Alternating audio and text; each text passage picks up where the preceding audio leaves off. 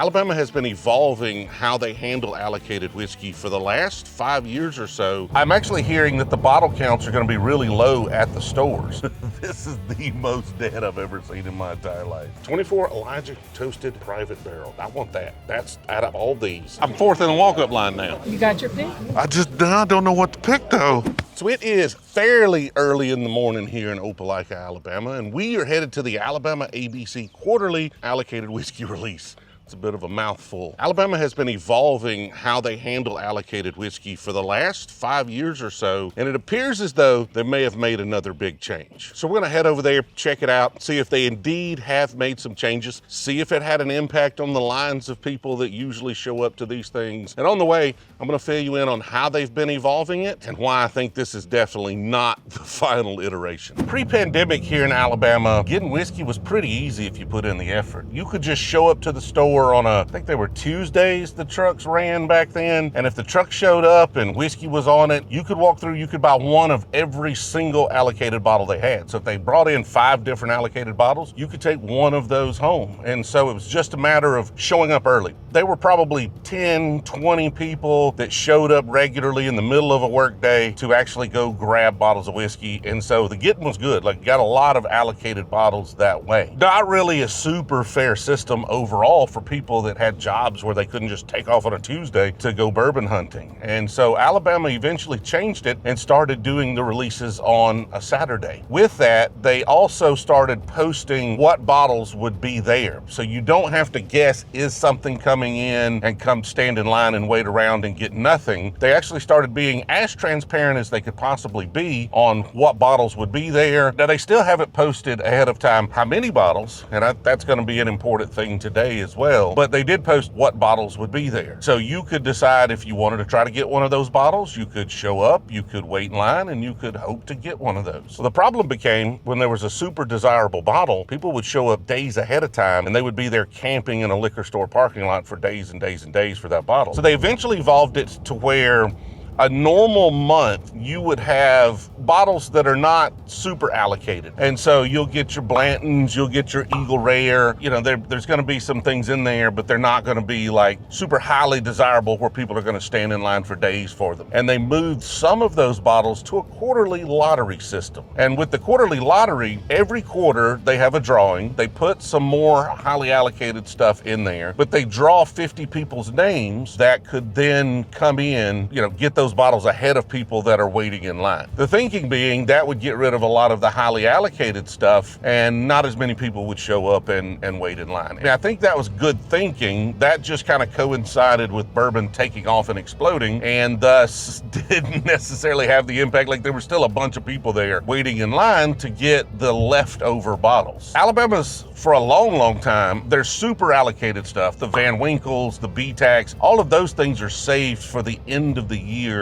lottery. And that's where, you know, 150 people come in. Now it's 150 people get drawn and get to go before people who wait in line. Those days, we've documented those on the channel. Those are usually really, really busy days with a lot of people there, because you could still get great bottles at 170th, 200th in line. Now, they've made a change on this drop we're going to now, and I'm not sure if it was intentional. It appears as though it may be a method to try to combat people waiting in line. The change they've made, one, the bottles are not as desirable as some of the previous quarterly releases. Now, that could just be coincidental. I'm actually hearing that the bottle counts are going to be really low at the stores, which means the 50 people who won get bottles. The people who waited in line may get nearly nothing. We're going to go check that out. We're going to go confirm that. Did they actually make that change? See how many people are here waiting in line, and most importantly, what bottles did those people actually get access to? It is about 7:20 as we're pulling up here, and see, almost nobody. Like, that is dead as I've ever seen it. The list is there. People are in their cars hanging out and stuff. This is the most dead I've ever seen in my entire life. Now, they've drawn 50 people, so we'll see how many bottles, and those people could get 2 bottles, one from each table. But we need to see, like, how many bottles there actually are. Like, will there be any left after everybody's had their shot? Let's go see where we're at on the list. That's quite a few names down there. I guess there's somebody in every single one of these cars in the parking lot here hanging out. So it's a bigger list than it looks. It is was, for some reason or another, like 40 degrees today. I forgot my jacket. I was in a hurry. So it's a little cold. I guess everybody's in their car, but there are 20 names on the list. So we are number 21. Then more importantly, how many bottles? So at 21, if all 50 people show up, that's 70 people that go before us. That's 140 bottles. For a quarterly release, 24 bottles of Weller Special Reserve, 18 Knob Creeks, 6 Old Forester Single Barrel Proof Ryes, 12 Blanton's Golds, 24 Blanton's, 24 Buffalo Trace, 36 Weller Antique Store Picks, 6 E.H. Taylor Straight Ryes, 6 Peerless Double Oaks, 12 Larceny Barrel Proof Single Barrels, 6 K. Luke's, 18 Woodford Double Doubles, which would be nice to have, but I'm not getting that. 3 Shanks, 18, 19, 24s, 24 Elijah Toasted Private Barrel. I want that. That's, out of all these, that's the one I want, that I might actually stand a chance at, depending on the desirability. Don't know how many people know how good that is. K. Luke Small Batches, 6 Leapers Forks, 15 Elijah Craig 18, and 12 Weller Full Proof, 18 Stag Juniors, 24 Eagle Rares, 3 Old Fitz Bottle and Bonds, 6 more Leapers Forks. There's definitely more than 140 bottles. We will get something. Like, there's no way we're getting a Blanton's Gold. Like, there's only 12 of those. So the first 12 people through the line are almost guaranteed to get that. I don't know what's table 1 and what's table 2. So Alabama does a system where table 1 you can get 1 bottle, table 2 you can get 1 bottle. So not real sure which one's on which table. The Blantons are gone. The Weller Antiques are gone. Not getting any of that. Might have a shot at that Elijah Craig Toasted Barrel. That's got me excited that I might have a chance at one of those. There were a lot of complaints I saw online that, one, the bottles are not that desirable, and then once people started posting photos of the lists at different places around the state, that there just weren't enough, and that the 50 people would decimate all the desirable bottles. There's not as many great bottles on this list as a normal quarterly, and there's not as many of them at each of the stores. Dude, I thought there was nobody in line. I was like, I am in good shape. 20 people, everybody hiding in their cars. 21st. Well, it's not bad. Not a lot to choose from. What bottles you going for?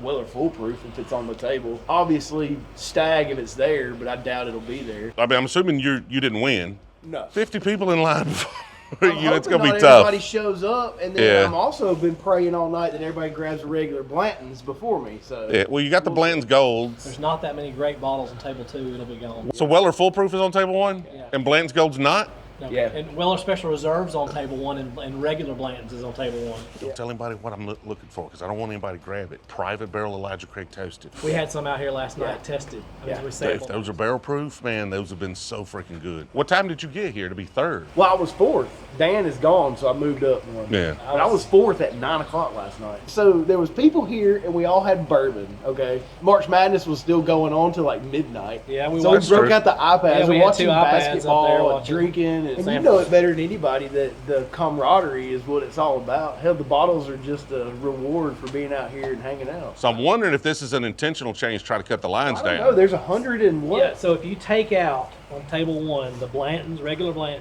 the Shinks, the Weller Special Reserve, the Old Forester Barrel Proof Rye, and the Woodford Double Oak, are still 108 bottles. It obviously worked. A normal quarterly would have a lot more people than this here right now, I would think. Normally, there would be 50, 60 people in line by now. Like, we're only, 2 hours away from people actually lining up? I'm hoping that there's they do nothing stay there. home and I can get a second Antique, Antique 107. Yes, that would be great. Please. I'm hoping that 1924 is there because of the price. Some Yeah. people would just pass on it because they don't want What's to the pay price on it? Isn't it 120?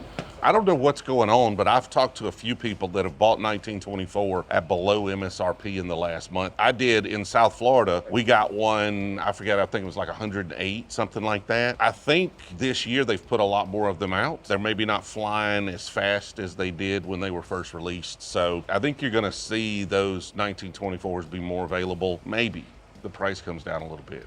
Probably not. I think it's wonderful that it's starting to normalize a little bit. I think one of the things that keeps this line in check on these types of drops is that if you wait in line, there's not any bottles going to be available that are huge secondary prices. For the collectors and the flippers, there's no need for them to come out. So you just end up with the folks that like to hang out, that like to drink whiskey, that are going to take it home and pop it open. I mean, I think that's a great place to be. I know right now there's somebody typing in the comments about how all of this is my fault. Lord have mercy. I see those. I see you. It's not all my fault. We did spread it to the masses a little bit, but I think that's a positive thing that we have brought more people into what is a social hobby. What are y'all doing sitting over here? It's not that cold, man. It's only like 40 degrees. We're just talking life. Just chilling. Just talking life. We're gonna be out in a little bit. The seats got massage on them too. That's right. Oh, okay. And so nice. we were out, or at least some of us were out here late drinking, and this massage comes in really handy right now. So you like being rubbed by a robot? Yes. Okay. Me and Elon got a lot in common there. It's got a happy ending, buddy. We're gonna leave for that, y'all. Yeah, we're gonna get out of here before he starts making little chirping noises. Okay, just turn your head. How many folks were here overnight? 8 or 9 at least. Okay, We went that's enough for a party. Yeah. Oh yeah, we had a good time. Dan had a Bray 100% wheat, 133 proof that was, Yeah, one of the funfettis. it was cream cheese. I don't know if Yeah. it was funfetti, but it was cream cheese. Which sounds awful. It sounds like an awful note. And I will be honest, they are so rich, I'm having a hard time drinking a lot of them. They're good just to go back and sample because they are just really sweet. Yeah, that funfetti cream cheese frosting, like light, kind of super sugary sweetness, which is weird for an unflavored whiskey, like just very, very strange. They don't even know what causes that. We killed a bottle of that. He brought a batch 13 E.H. Taylor, that Elijah Craig toasted barrel strength, Really good. Peerless toasted, Valencia. I really like that Valencia. Valencia's really good. I've bought a few bottles. I've passed on a few, but I definitely have a backup bottle right now on the bar. I'm more of a barrel strength or a toasted barrel strength Penelope guy, but that's one of the better blends they've done. So far, maybe one gentleman has added himself to the list since I've been here. So it is pushing 740 right now, and we are still in the 20s, which means it looks like we're gonna get some pretty good bottles. There's 22 people in line right now. At 21, I'm gonna be able to go through and get some pretty decent bottles. Now, as I was saying, I think it's because none of the bottles have a high secondary value, and that's a couple of reasons. One, it's because the bubble has deflated a little bit. It's definitely not burst. If you look at industry trends, people are buying more whiskey last year than they did pre-pandemic. It's just not to those pandemic levels. It's gone back to people who are drinking whiskey and not necessarily trying to flip it, because not every bottle has a secondary market. The collectors and the flippers lose interest first. They're not getting as much enjoyment out of it. They're not getting the camaraderie. They're not necessarily getting as much of the social aspect that the drinkers get, who pop it open, share it with folks, come to things like this, hang out. A lot of that deflation, I believe,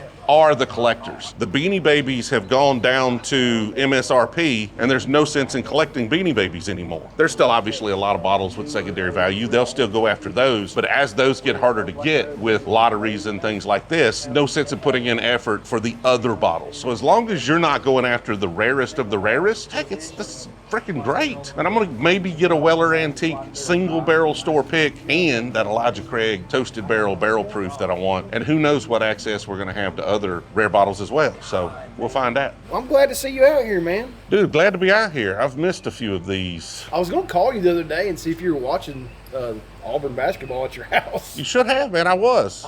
I know. I'm going to watch it tonight. Come over. You coming over to watch it? Downstairs is an absolute disaster. It's gotten out of hand. I come back from a trip. I throw all the whiskey and things I brought back into the floor, and then I just move on, and then I go film. So like the bar right now, I filmed the other night, and then I cleaned up the bar, washed all the Glens, and the next day we filmed and then had a live stream, and so now all my Glens are dirty again. We are pushing really hard to put out a lot of content this year. Y'all will notice produced shorts have come back. We've got the mixed drink channel. Be sure to check that out. I'm doing that one with Will. So Will's kind of the primary focus. I'm trying to jumpstart it, but it's a thing me and Will are doing together. So Mixed Up by Brewzle. Be sure those are actually going really well. The shorts are doing really well. So lots of content. Really, really busy life though. Did you see that he closed on his building?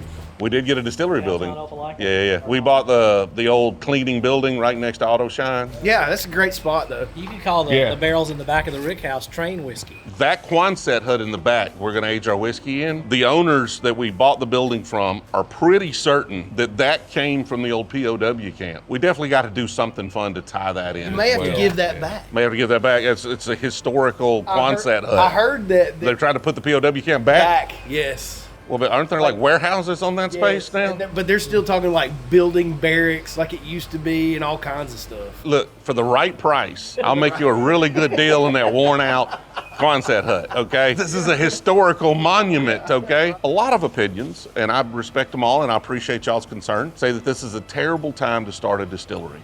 It's actually the right time. You don't start making whiskey for the market now. You start making whiskey for the market in 5 or 6 years. We think the bourbon market in general is on the increase, especially if you've got something interesting and unique, which we don't, but we'll figure that part out. Like we have nothing, so we need to make something interesting and unique. But also, we are trying very hard to tiptoe into this without a lot of debt, which is what's going to make a lot of these guys that over-invested in the pandemic, put them in a lot of trouble over the next year or two. We want to do it, but we are very meticulous in trying to find the right opportunities for us and do it in a way that allows us to be successful and not have to make short-sighted decisions or go under because we're just, in a mountain of debt. We do want to get to where we're laying down 1,000 barrels a year. That's about $1 million in investment a year that you won't see for 6 years. So we got to generate revenue to get to that point. We'll get there. I appreciate y'all's concern on this is a bad time. And you're right, it's not the greatest time to do it. Number 3 today. Number 3.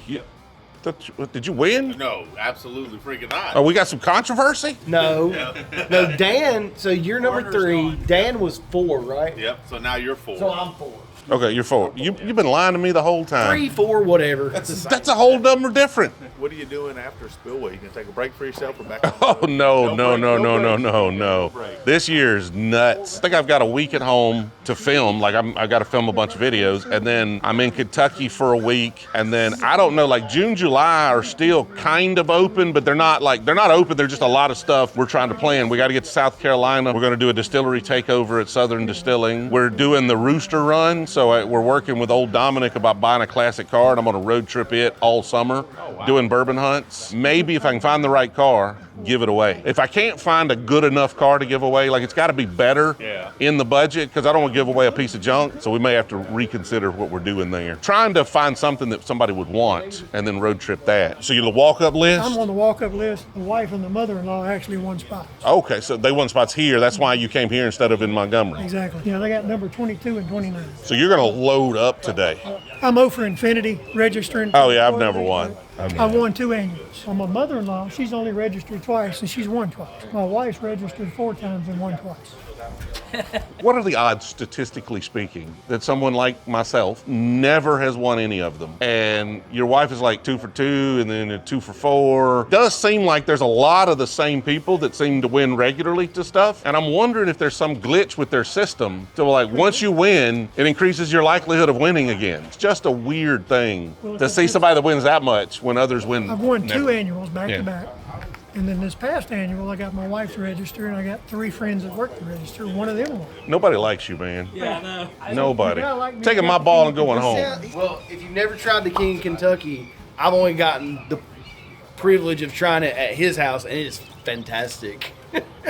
It's really good. Yeah, it's really good. I got my first taste of the buff turkey here. Oh, the buff turkeys are so good. We got a barrel of that coming. Yeah. So we're talking about the 15-year Buffalo Trace distilled wild turkey barrels that are out there. We bought one from Old Zach, I think, which is, I think that's the Good Times brand. And so a lot of different brands bought those. So there's a lot of people have put those out. The cheapest I've seen them is probably the Elkwood Reserves were like $230, $240. Almost all the other ones are $300 plus bottles. And I believe ours will be a $300 bottle. And we had no control over that. Like that's just what it's going to cost to get it. But there's also not going to be a ton of them. I would assume 15 years old. They said 110, 120 is what they're expecting, but you don't really know until you pop that barrel and bottle it up. 120 of them. They're going to go moderately fast, but most people are not going to want to bite on that $300 price point. I expect them to last, but I am wrong often. We dropped a 15-year George Dickel in our last drop, and it was gone like that. Show me those glasses right there. I got a story about those glasses. Pop those on for me. I had jury duty one day. The lawyer asking questions to a witness, and then he just popped those off his head. And I was like, what just happened?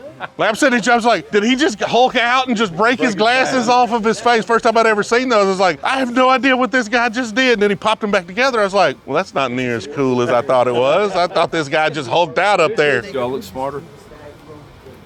Not the way you put them back together. Yeah, no, it didn't. It is 8:43. Let's see what the list is up to. A lot of folks starting to stir. I don't know how many of these are folks that were already on the list and are just now starting to get out of their cars and move around and wake up, or how many are new. So what's the list up to, number-wise? 26. I think you're going to have a chance at something here. What are you looking for? Old Forester 1924. Because I like all the old Foresters. I really like the 1920, and I want to try it. 24's pretty freaking good. How many of those are up there? 18. Unless nobody shows up that won, I doubt that one's there. We're about to get arrested. Oh, they're going to run you over. Are you into bourbon? What's your favorite? Stag, but I highly doubt they're gonna have Stag today. I saw it on the list, but I was like, Well, nobody in the walk-up line's gonna get it. That's for sure. They'll go pretty fast. if I'm being honest, I've been looking for a Jack Daniels 10 or 12 a year. I think some stores in the state got 12 today, they said. Not many. They'll be end-of-year lottery for sure. What do you like? Dude, I'm more into craft these days most of the time, or something new and You ever unusual. had MB Rolling? Of course, yeah. We've got some bottles of that at the house. Yeah, their Dark Fired is. Okay. I don't think I've had that one. They have a Dark Fired and a Dark Fired single barrel. Okay. So you like the craft stuff then? Part of the fun's coming out here early in the morning and waiting. I think that's what a lot of people miss. You know, they just don't understand. They see crazy alcoholics sitting out here in line for alcohol, and they're missing the point. I wish we could explain it to them, but I'd say someone who drinks a 30 rack of beer compared to a few glasses of bourbon is more of an alcoholic than someone who.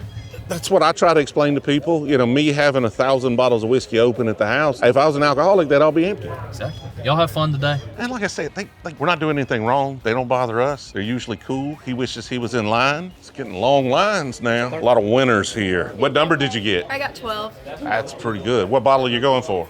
I'm going for either the Old Fitzgerald, or either the E.H. Taylor, or that Gold Blanton's. Guaranteed one of those. I think there's 12 of those. Good luck. I hope you get all the bottles. That Old Fitz is going to be tough. Yeah, I Yeah. figured it would But be. you never can tell. You never know who shows up ahead of you. Blanton Gold's not like, you guaranteed to get one of those at 12, I I think. was telling him it's been a long trip from Tuesday afternoon or Tuesday mornings up here. That was the good old days. Yeah, that's what we were just talking about that. Back when they were dropping just random trucks, the truck would show up the store would open at 10 back then. You would know because the truck usually came before they opened. So I could get here at 8:45 and be the first person in line most of the time. We would see the truck and you would kind of know, like we'd be sitting here looking at them, we'd know what was on the truck by what they unloaded. And then you would walk in and they would have 6 allocated bottles and you could buy one of each. Old Fitz, decanters, whatever. You just grab them. Those were the good old days. This is a much more fair system. There seems to be a lot more whiskey now because you'd show up lots of days and they would have nothing and you just, okay. Some people had the inside connection too because like some stores would get their drop a day before and then they would know what that store got because this store would get it and then word would get out. So if you could get in those circles, you wouldn't waste a lot of time, but I was not in those circles. I would just have to show up and get lucky. This is probably the worst one I've seen, like as an allocated list, and I got number 7. So I'll take it though. I'll take it's better than nothing, man. Tell me about Oak Bowery a little bit. I live over there on Rocky Brook. Okay. So I was just wondering. Well, we just closed on our distillery building. We're going to be on First Avenue, like that block where Grady Tire is. Yep, We yep. bought the building on the end there, the green and white one. Start trying to distill. Sometime, hopefully later this year, we can actually, we bought a distillery out of Kansas, so we got all the equipment. We've got to restore this building. It's in rough shape, so we're going to bring that back. Our first release, our shelf product, is going to be sourced from Southern Distilling out of North Carolina. They've got 60,000 barrels for us to choose from, so we're putting a blend of about 4 grain of 3 different mash bills. Actually, four different mash bills blended together. So we're working on that. That'll come out later this year. 4.5 through 6.5 years old that we were playing with when we went up there to do our test blend to see if we could get a profile we really liked. But we're also trying to get it in the market super cheap.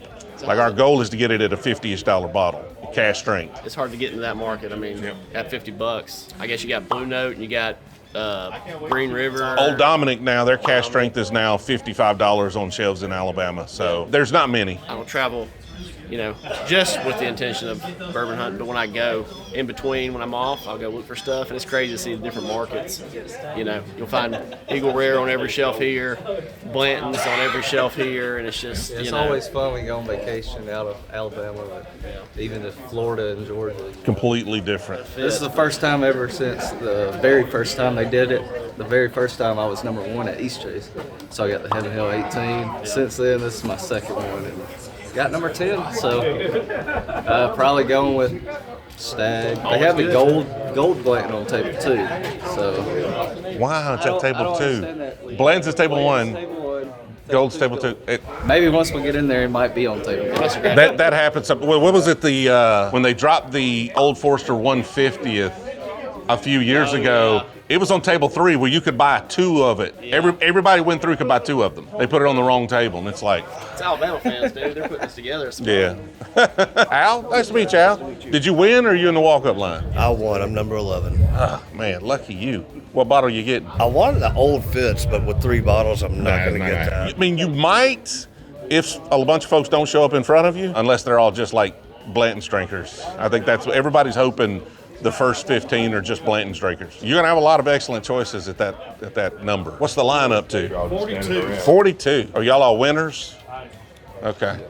You ain't worried about no dang line. I kind of double dipped. I'm on the walk-up line, too. Now, do you think that's fair? I got here, too. What number are you in the walk-up line? 13 and 13, both of them. Jeez, man. Yeah, it'll be twice. So you won, and you got here at 2 o'clock in the morning. You're the one that got him here at 2 o'clock in the morning, even though he could just came in here, driving up in his Rolls Royce, with his butlers. What do you know about this Leapers fork? I don't know anything about that Leapers fork. I know we're doing a pick with them. Their normal release stuff is, it's craft. It's good craft whiskey, but it's craft whiskey. Some of their single barrels are really, really good. They were pouring at our festival in Opelika, and they were pouring a Fred Minnick pick that was just, it tasted like sun-made raisins. It was super interesting. I can't recommend, craft, when I say craft, all I really mean is it's not that quintessential Kentucky bourbon. If you get main producer Kentucky bourbon, they try to stick to kind of a mainstream flavor profile that's broadly appealing, is the best way to put it. Whereas craft,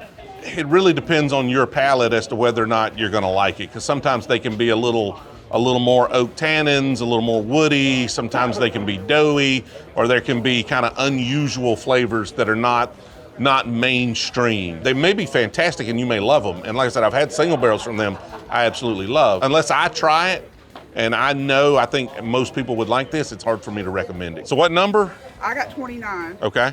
Mother-in-law got 22. So how into bourbon are you? I'm not. So don't mess this up, okay? No pressure, but almost every time I've seen this happen, every time I've seen a proxy situation, it's a disaster. She got me killed. Oh, she did good. She got it. What are they supposed to get? What are you hoping they're getting? Well, as far back as they are, Weller full proof in a stag. I counted 17 not here. All right. So 33 going through. I'm fourth in the walk-up line now. I heard you're a professional. I've only been to one other. But you got a King of Kentucky, so you did right. And that was my first time to ever walk into a beverage store. Into a liquor store ever? I don't drink. You know you used to hit the 86 Old Forester, didn't you? No, I did You not. were sipping, you putting a little peppermint in it. My grandmother used to have her cough medicine, and it was moonshine with a little peppermint. It took us a while to realize, if you put peppermint in whiskey, it eventually dissolves. Her peppermint was never dissolved, which means she was replacing that jar on the regular. It wasn't until I got older, I was like, she was going through one a week of those things, Did you win? I did. What number are you? Number 9, but technically number 7 now that 2 folks ahead of us didn't show up. What you getting? Let's see. I think that Fitz going to be gone. Yeah, I would agree. Go with the stag. What year's the Fitz? 11 maybe, I think I saw on the list. They've got a new release they're doing outside the decanter bottle, so it's kind of similar, but I think the hope is it's going to be a age stated, maybe an 8-year, but maybe it's a more of a shelfer, there's going to be a lot more of it out there, so it'll be interesting. I hope they don't replace the decanter bottles with that, though. I'm not trying to cut in front of y'all or anything, but I wasn't here for the ID check. Do you mind if I ask about that? No, did you win a spot? I'm 27. You better hurry up. You better ask right now. They bumped you back to last. So if you show up late, hey, it's better than nothing. Yeah. Who was last to win? Who's last to win? Hey, babe, grab that dude. You're right here. Did you get that old Fitz? It went right in front of him. So you got it? Yeah. You were third. He was fourth. Fourth, okay. I think the older lady in front of me didn't grab the third one. I think the 2 guys in front grabbed their. So you got lucky. I got lucky. She grabbed Eagle Rare out of all of them for third place. What'd you end up with? I got the Jack Daniel 10-year and then my Eagle Rare. How'd you do? It looks like a light bag. Look, I got my stag. I got what matters.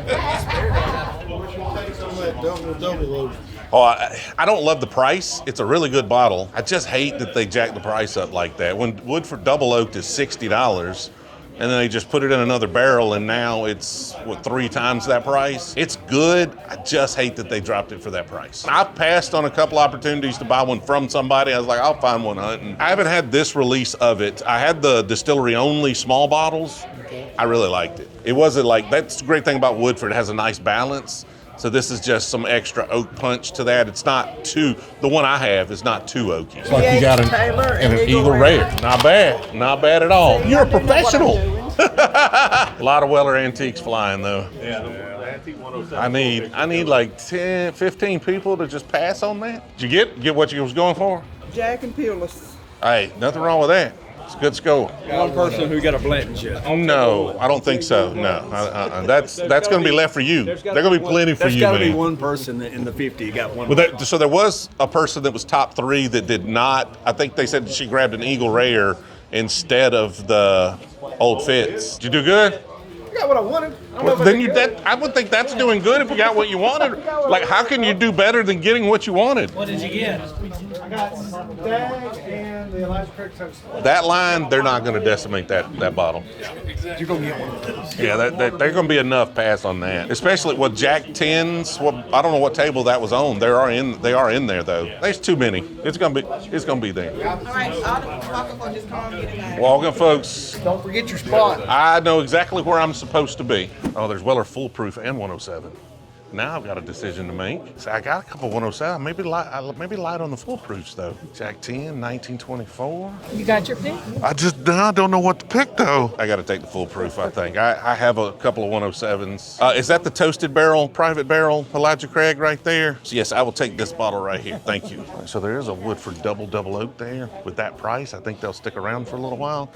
We might see if we can swing back through and get a double oak though. Maybe continue this hunt, see what else we can grab. You got your 1924? I got my 1924. That's awesome. See? I'm glad I was optimistic. There's lots of 24s. They had a lot of bottles that weren't on the list, like that 10. Appreciate it. Ecstatic for the effort I put in. Come over here, hang out for a couple hours, get those bottles. But now we are going to head back in, see if we can't maybe grab a Woodford double oak. Again, I keep saying I don't like that price, but I really want to have one. So we're going to pick one up or see what else we might be able to get. What did you get on the first round? I went with the Elijah Craig toasted barrel proof, and I got a Weller Foolproof. Not bad for rolling up at just about 8 o'clock and just walking into the line. What about yourself? Got a Stag and Eagle Rare. Not bad at all. I've never tried the Foolproof. I'm a proof guy. Like, normally, I want a little more proof. I want full flavored. I just feel like the 107 is more complex, like those extra 7 proof points. The Foolproof's good, and anybody who says they like the Foolproof better, like, I believe you. I understand that. I just want that balance a little more. So like that 107 proof point is just beautiful. Have you had the 12-year? Weller 12? Yes. I haven't traditionally been a big fan because it's at 90 proof. I tried last year's. I got a bottle of last year's Weller 12, put it in a blind. It did really good. Like it batted way out of its league at 90 proof. I guess it depends on the release, you know, the year. You just got 107 right there? I so hope there's a 107 there. That would be really nice. 107 and then a double oak, they're not going to be there. I could have probably showed up tomorrow and got those double oaks. They'd be sitting behind the counter over there. It's good, but I don't think it's 200. It's not. If it was like 80 bucks, yeah. I needed to have it to share with people, like for video content and stuff. If I didn't have this channel, I would not be buying that bottle. I think the Old Forester is a little overpriced at $120 for a main producer 10-year-old stuff. The 1924 Old Forester there. So I'm passing on one of those to get a double oak. That sucks a little bit. But I did just buy one of those. I like the sweeter stuff, but I like the 1924. It's going to be 10-year, so it's going to be a little extra oaky. Have you had a lot of Old Forester? Not much. That's a sought-after bottle. I would go with the 24. It's a good bottle. It's not something I would call super sweet. I should probably just buy the 1924. Come back through again, and the double oak's still sitting there. What's the price on the double oak? Double oak. That's the problem. That's the decision. I'll just have to come back with that double. They sit there. I didn't realize there'd be this good a whiskey left. Larceny barrel proof, the Leaper's Fork. There's still more of that Elijah Craig barrel proof. Well, I'm gonna get back over that Elijah Craig private barrel right there, please. Thank you very much. What do we got here in the selection? Some Dread River, Old Souls, Disco 10 right there. Look at that. That's what I'm talking about right here, though. $70 on those Dickles. And the older stuff tends to be really good. So for those that wonder, we try to keep these at $400-ish on these bourbon hunts for the budget. We're not often successful with that, but we've gone over, and we're about to go way over. What kind of a problem do y'all have going through 3 times, okay? You sure you checked all those red boxes back there? All those are empty? You 100% sure? Oh, that one seemed full. Dang it. Leaper's Fork makes good craft whiskey. I just don't know why they're in an allocation drop. Are those that desirable that they're... Yeah. Long time no see. I want to let you know, TJ, I got two 1924. Oh, 1924. Look at there. So there were plenty. I got them second time I went through. So like I was surprised at how many bottles were left here.